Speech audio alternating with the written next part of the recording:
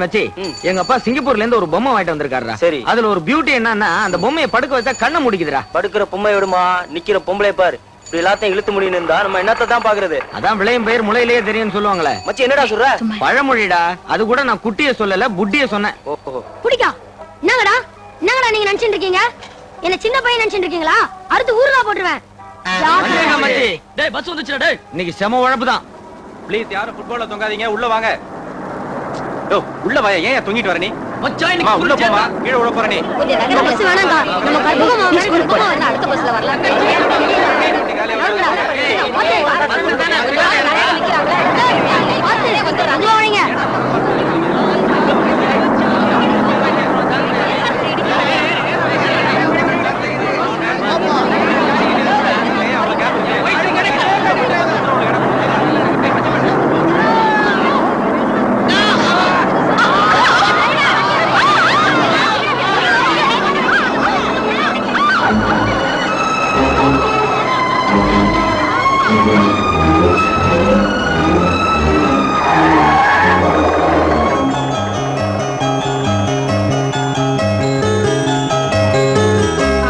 விழுந்தானுங்க பரவாயில்ல. பொம்பளை பொண்ணு நீ கீழே விழுந்திருந்தா உயிர் போயிருந்தா கூட பரவாயில்ல. மானம் போனா மறுநாள் வெளியே தலகாட்ட முடியுமா? தெய்வம் மாதிரி அந்த கண்டக்டர் தம்பி வந்து உன்னை காப்பாத்துச்சு. இல்லன்னா இந்நேரம் உன் நிலைமை என்ன ஆயிருக்கும்? பொண்ணுக்கு என்ன ஏன் இப்படி பிரம்ம பிடிச்ச மாதிரி இருக்கா? இதெல்லாம் என் குடும்பமா. டெய்லி அவங்க அப்பா கூட தான் பைக்ல காலேஜுக்கு போவா. ஒரு நாள் பைக் சக்கரத்துல பாவாடை சிக்கி அலங்கோலமா நடு ரோட்ல விழுந்துட்டா. துணி விலகி தாறுமாறா விழுந்து கிடக்குறாளேன்னு பார்த்து பரிதாபப்படாம சுத்தி இருந்த படுபாவி ஆம்பளைங்க பார்த்து சிரிச்சிருக்காங்க. அந்த அவமானத்தோடு வீட்டுக்கு வந்தவதான் முதல் நாள் சிரிக்க மறந்தா, மறுநாள் பேச மறந்தா, இன்னைக்கு அவளையே மறந்துட்டு ஜடமா நின்னுகிட்டு இருக்கா.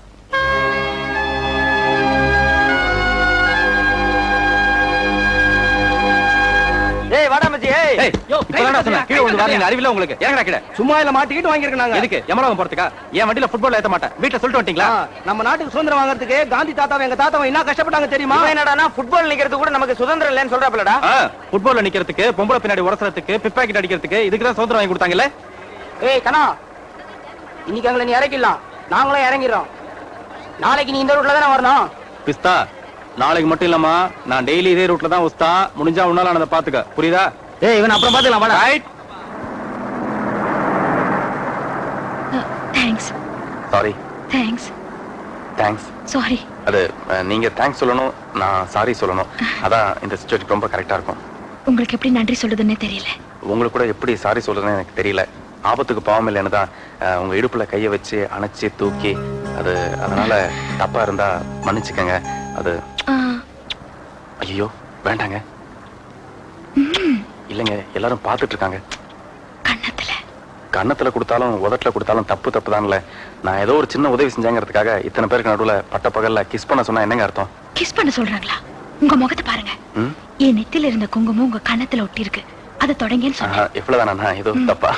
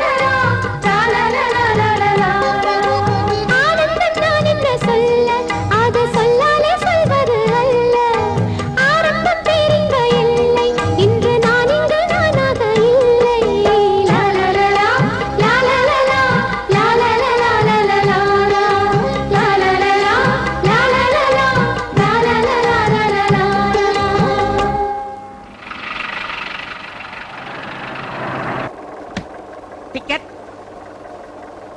Ticket ticket ticket. நான் நினைத்த லேடி ஸ்பெஷல் வந்துருச்சு வந்துருச்சு.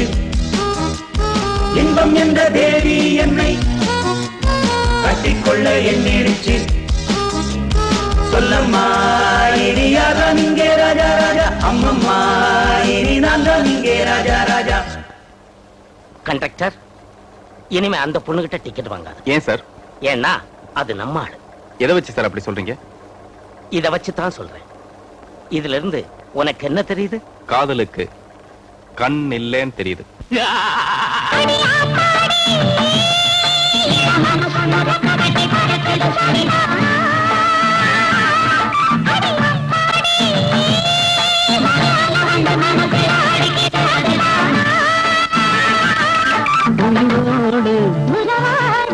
ஒரு கோடி ஆனந்தம்.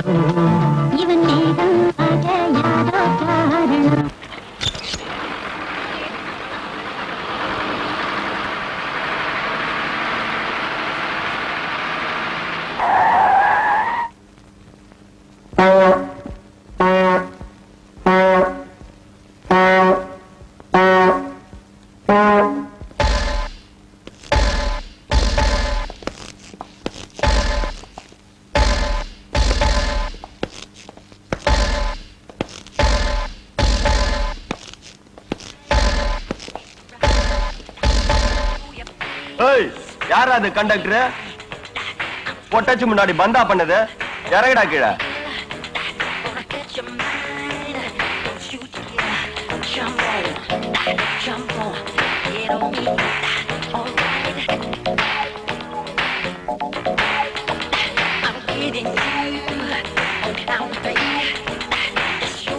நீ சொல்ற எதுவுமே எனக்கு கேட்காது. அதனால நான் சொல்றத மட்டும் தான் நீ கேட்கணும்.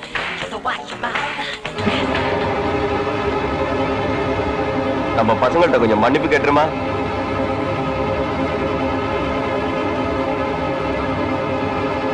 நீ ரைட் கொடுத்த எல்லாம் பாத்திருக்காங்க, நான் ரைட் கொடுத்து நீ பார்த்தது இல்லையா?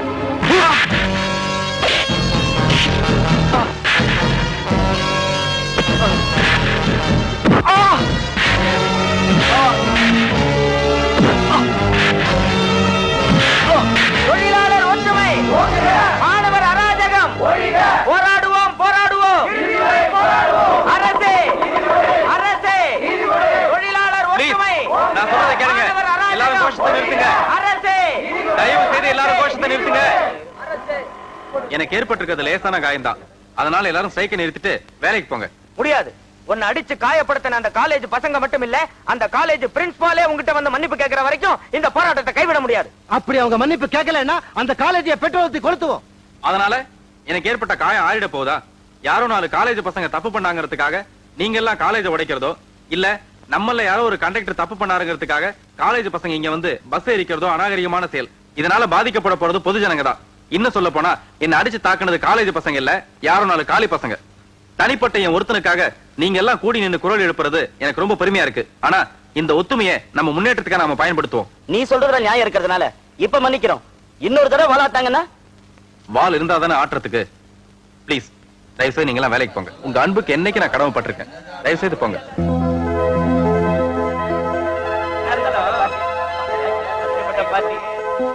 ஏன்பா எங்களை எல்லாம் வேலைக்கு போக சொல்லிட்டு நீ எங்கப்பா போற? டியூட்டில இருக்கும்போது அடிச்சாதான் தப்பு. அதனால இன்னைக்கு எனக்கு